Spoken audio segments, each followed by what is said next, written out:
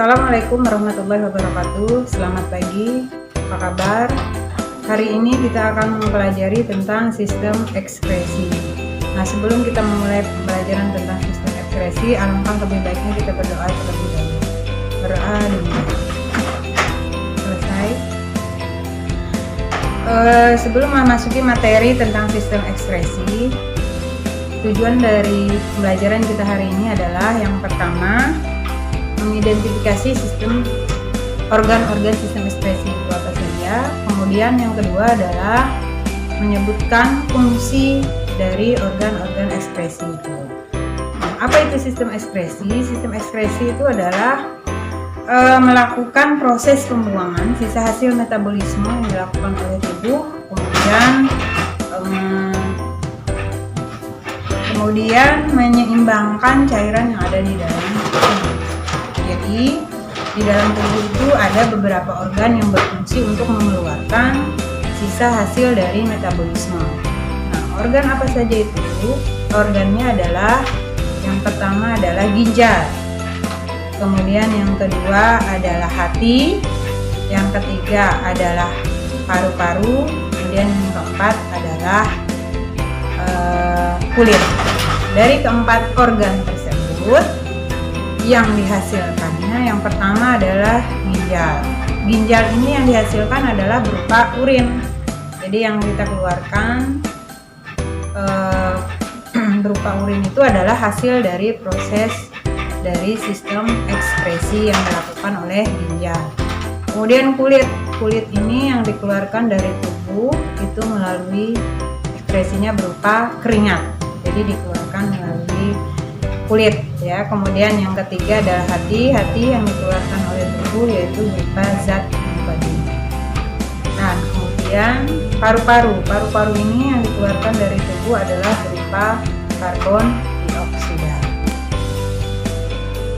Tadi sudah Ibu jelaskan sedikit tentang alat-alat ekskresi. Nah, untuk sekarang ini Ibu akan jelaskan bagian-bagian dari alat-alat ekskresi tadi. Yang pertama adalah ginjal. Bagian-bagian dari ginjal itu terdiri dari ada kulit ginjal atau korteks, ada sumsum ginjal atau medula, kemudian ada rongga ginjal atau pelvis. Nah, di dalam ginjal terdapat alat penyaring yang dinamakan dengan nefron. Nah, setiap nefron ini terdiri dari ada badan Malpighi yang terdiri dari kapsul Bowman dan glomerulus, kemudian tubula yang terdiri dari proksimal, distal, dan kolektivus. Nah, fungsi ginjal adalah sebagai penyaring dari darah ya. Pada ginjal itu sendiri itu terdapat 3 proses yang meliputi filtrasi atau penyaringan, kemudian reabsorpsi atau penyerapan kembali, kemudian augmentasi atau penambahan zat. Nah, hasil dari penyaringan yang dilakukan oleh ginjal tadi atau proses yang terdapat di dalam ginjal tadi itu adalah berupa urin. Nah, yang berikutnya adalah alat ekskresi berikutnya adalah kulit atau integumen. Fungsi kulit sebagai berikut dilihat di slide. Yang pertama adalah sebagai alat pengeluaran, kemudian dia juga sebagai alat indera, kemudian sebagai alat pelindung, dan sebagai pengatur suhu, serta fungsinya adalah untuk mengurangi air yang berlebih di dalam tubuh. Kemudian bagian-bagian kulit. Bagian kulit itu ada lapisan kulit luar atau epidermis, kemudian lapisan dalam atau dermis, kemudian lapisan bawah kulit atau hipodermis. Selain sebagai pengeluaran, alat pengeluaran, kulit juga berfungsi sebagai yang pertama adalah sebagai pelindung terhadap kuman, kemudian tempat pembuatan vitamin D dan provitamin D. Kemudian yang berikutnya adalah tempat penyimpanan kelebihan lemak ya, yang ada di dalam tubuh. Kemudian dia juga sebagai pengatur suhu tubuh. Kemudian organ ekskresi berikutnya adalah hati.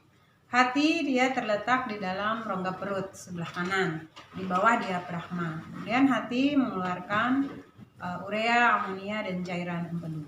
Selain itu, sebagai alat ekskresi, hati juga berfungsi yang pertama adalah menetralkan racun dalam tubuh, kemudian yang kedua mengatur kadar gula dalam tubuh, Yang ketiga, menyimpan gula dalam bentuk glikogen. Kemudian yang keempat adalah sebagai tempat pembakaran atau perombakan provitamin A menjadi vitamin A. Kemudian yang kelima adalah sebagai tempat pembentukan urea, dan yang keenam adalah sebagai tempat pembentukan protrombin dan fibrinogen. Dan organ ekskresi yang terakhir adalah paru-paru.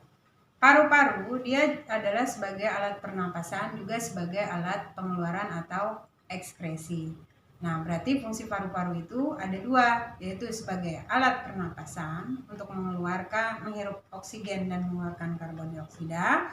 Kemudian yang kedua adalah sebagai alat ekskresi. Yang alat ekskresi di sini dia berfungsi sebagai mengeluarkan karbon dioksida yang ada di dalam tubuh. Demikian tadi sedikit penjelasan tentang sistem ekskresi. Ibu harapkan nanti kalian lebih memahami materinya lagi di buku LKS yang ibu bagikan. Nanti akan ada ibu berikan tugas untuk kalian kerjakan di rumah berupa lembaran kerja siswa. Itu harus kalian kerjakan dan dikumpulkan minggu depan. Demikian pembelajaran hari ini.